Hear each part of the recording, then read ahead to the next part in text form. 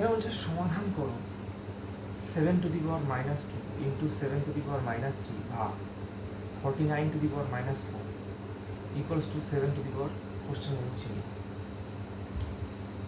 তো এবার এখানে 7 to the power minus 2 into 7 to the power minus 3 আছে।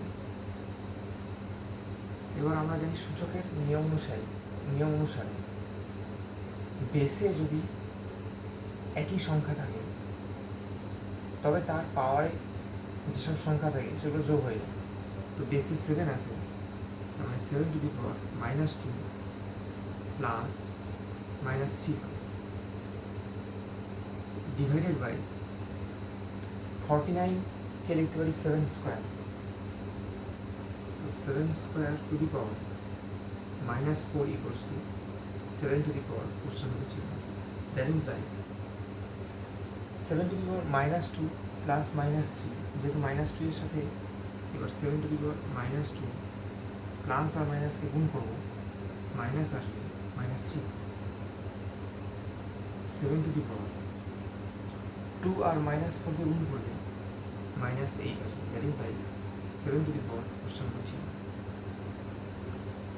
That implies 7 to the power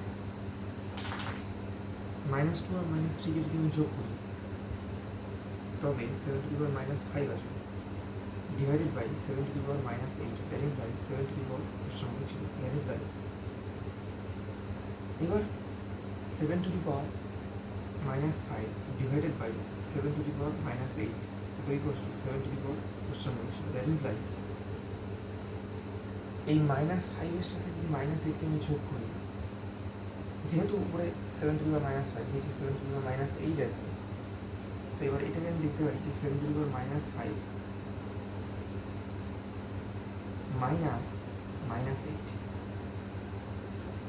equals to 7 to the power question ছিল।